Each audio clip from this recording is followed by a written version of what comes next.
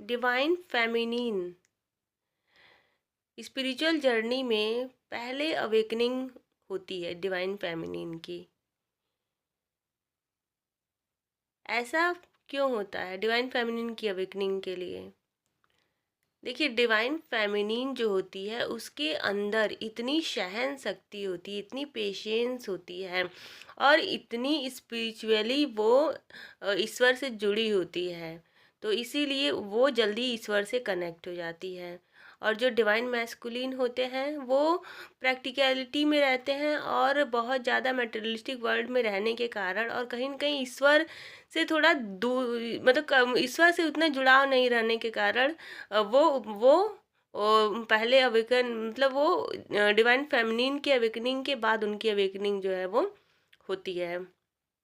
तो divine feminine इसीलिए कहा जाता है कि बहुत प्योर एनर्जी होती है। अगर कोई भी डिवाइन फेमिनिन फेमिनिन के साथ मतलब निगेटिव थिंकिंग रख रहा है तो ये उसके लिए सही नहीं है, क्योंकि ये जो है एक तरीके से स्पिरिचुअल पावर है, स्पिरिचुअल एनर्जी है। और ये एनर्जी मतलब से आप छेड़छाड़ नहीं कर सकते हैं किसी भी एनर्जी से, चाहे वो डिवाइन फेमिनिन की एनर्जी हो, चाहे वो डिवाइन मैस्कुलिन की एनर्जी हो, आप उससे छेड़छाड़ नहीं कर सकते हैं।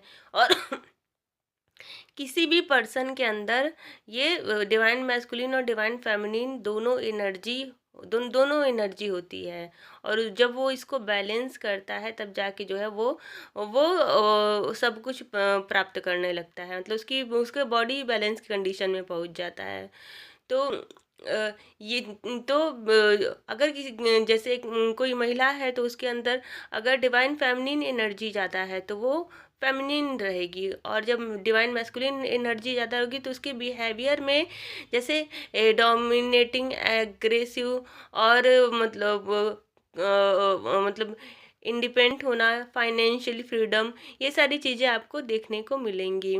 तो यही है। और कोई भी रिलेशनशिप जो होता है वो कंट्रीब्यूशन से चलता है। डिवाइन फेमिनिन और डिवाइन मैस्कुलिन जो होते हैं उन दोनों के कंट्रीब्यूशन से ही चीज़ें आगे बढ़ती हैं, और इन दोनों का संतुलित होना भी बहुत आवश्यक है।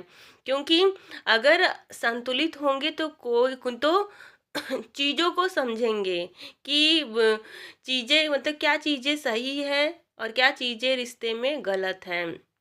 और अगर संतुलित नहीं होंगे तो अपनी ही निगेटिविटी में उलझे रहेंगे।